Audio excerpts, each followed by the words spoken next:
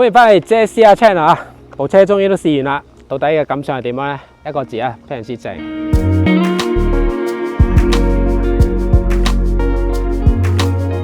上代係嗌做 8V 啦，呢一代係嗌做 8Y 嘅。咁到底呢一部 8Y 嘅賣點係咩呢？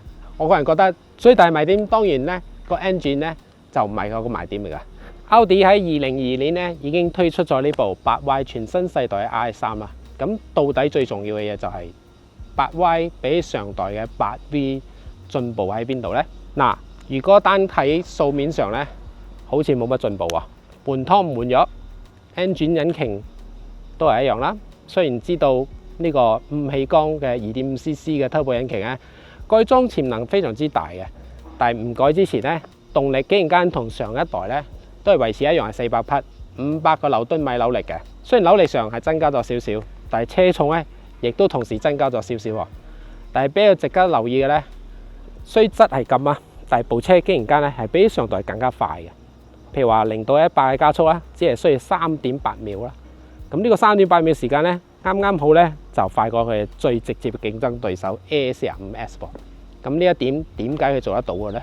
冇錯，雖然從上世代都係用緊同一副計，只不過呢一代咧最值得分享，亦係呢架車嘅一大賣點咧，反而就係佢呢個全新設計嘅 Quattro 4Wheel 系統啊！有幾犀利？因為上代嘅 8V 咧，基本上有揸過嘅接觸過 Audi 嘅 Quattro 嘅朋友咧，都會有呢個感想，車無疑係快，但係咧就會遇到一個問題啊，即係揸起嚟嘅時候咧就比較悶啲啦，因為佢係偏向前碌嘅感覺噶嘛。雖然講係 4 wheel， 但係 front wheel bias 啦。咁嚟到呢一步樂趣又大唔少喎。點解咧？因為佢可以最直接將你嘅車嘅扭力咧輸送去唔同嘅碌嗰度嘅喎。咁呢一點咧係非常之神奇嘅。咁嚟到新世代嘅 Audi RS3 咧，就完全突顯咗呢個效果啦。咁更加有一點值得分享啦，同競爭對手一樣，今次咧由於佢已經有呢個全新嘅 4Wheel 系統啦，所以可以將大部分嘅扭力咧都放喺後轆嗰度喎。咁呢一點點解覺得咁好嘅效果咧？除咗幫助你出彎入彎個車嘅 road dip 咧係會更加好之外咧，更加重要嘅嘢咧，俾咗一個嘢你玩喎。試下將個模式切換咗去呢個 Quattro RS Top Speeder 呢一個更聰明嘅 4Wheel 系統咧，除咗可以俾你入彎出彎更加好去分配佢嘅動力之後咧，更加值得一分享嘅咧，反而係佢呢個車咧增加咗一個幾好玩嘅模式，就係 RX Top Speeder 喎。咁當你切換咗呢個模式之後咧，個樂趣嚟啦，即刻成部車咧打橫行都仲得喎。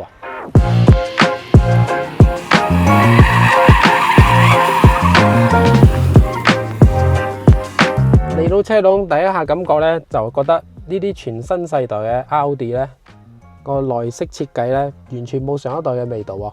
除咗呢個 Honeycomb 嘅車線，仲有維持翻佢哋原本個 Audi 微之牛咧，我覺得其實基本上所有設計都幾跟得上時代啦。咁我哋睇下中控嘅儀表板，成個設計新世代嘅 Audi 就係咁噶啦。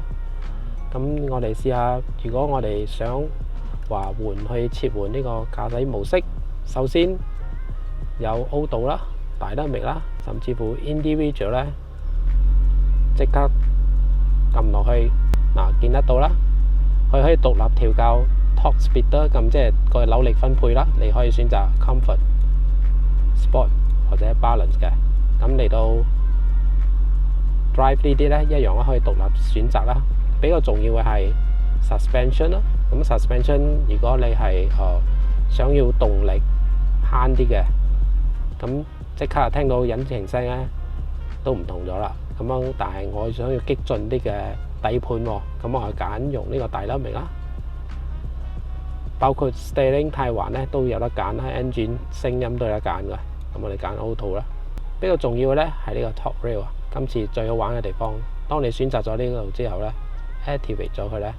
咁就會將成部車嘅特性改晒，即係佢會突顯到咧有少少尾轆車嘅效果嘅，會將好大嘅動力咧輸送去後轆。呢個咧係令你駕駛起嚟咧同上代最唔似嘅地方，亦都係樂趣最大嘅地方啊！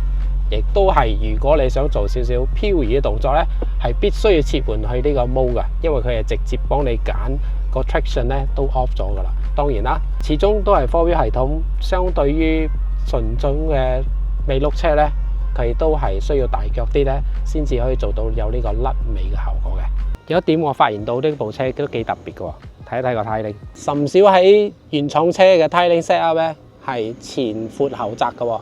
嗱，前呔咧係265㗎，後呔咧反而245呔嘅啫，咁啊都係前後都係19寸呔鈴咯。2波好似有啲 over 啊，要3波。大概係試到部車咧出彎嗰陣咧，係同之前嗰啲 Audi 嘅 Quattro 好唔同啊。首先係以前嘅 Audi 嗰種 Quattro 佢係偏向非常之似頭轆車嘅。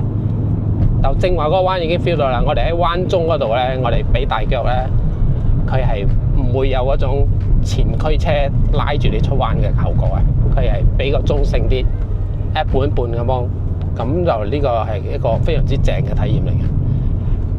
一陣間我哋再試下嗰個極端啲嘅 mode， 睇下會唔會真係落得更加似後驅車先。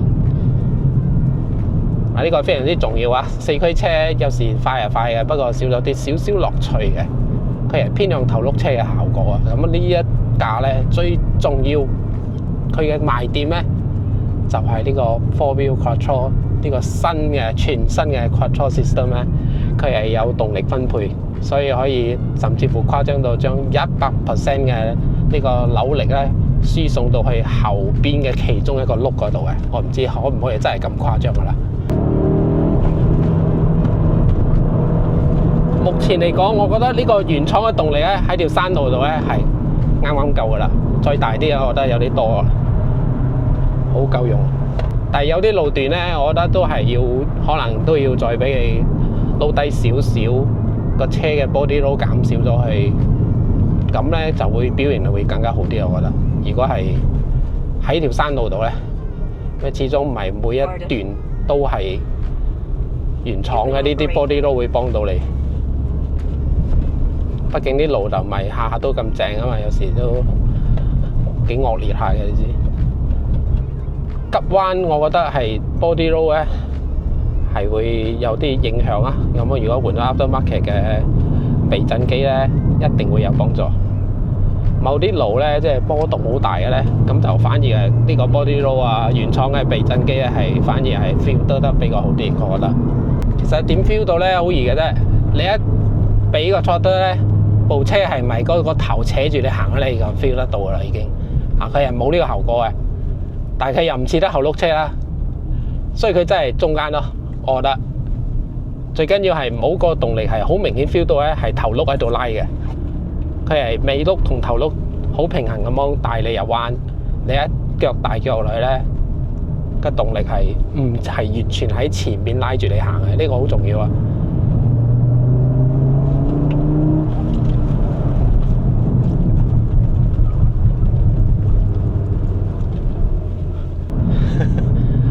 ！OK， 揸到呢度咧，我想講咧，佢係真係好特別嘅呢個感覺。如果你係接觸開4 wheel 嘅咧 ，Quattro 又好，或者係其他車系嘅呢個4驅系統都好啦，好重要嘅。佢係會一般車嘅情況咧，都會係 front bias，即係將個頭轆咧係 set 得比較緊要，動力咧係摸人頭轆嘅。咁而呢啲咧。最正嘅地方咧係冇咗呢個 feel 嘅，係好重要啦呢一點我想講。咁佢會唔會真係有會變成好似我哋而家去到呢個 RS 嘅 Torque Splitter 嘅呢個 mode 咧，係咪真係會比較似後轆車咧？係會有多少嘅？梗係又唔係完全係後轆 feel 嘅，佢始終仲係有4驅嘅特性咯。我覺得呢個係一個佢最大嘅進步嘅地方。係會有好大嘅樂趣進步啊！呢度好喺度總結下啦。嗱，總之部車咧，你話是但睇下牌面咧，你係感覺唔到佢係賣點嘅，因為成個賣點就喺個4驅度嘛。所以呢一層咧，我強烈建議大家有興趣嘅話，一定要試揸部車咯。咁要點樣先做到呢點咧？當然最直接方向就係聯絡我哋過嚟試下部車啦。好，今日條片咧就分享到呢度啦。如果你中意我哋條片啦，記得 like 我哋條片啦 ，subscribe 到我哋 channel 啦。嗱，仲有啊，記得 like 埋我哋 follow 埋我哋嘅 Facebook 啦、Instagram 啦，嗰度會有唔定時嘅 upload 我哋到底日常會做啲乜嘢啦，分享唔同嘅車㗎。有興趣記得都 like 埋我哋嘅 Instagram 同 Facebook 喎。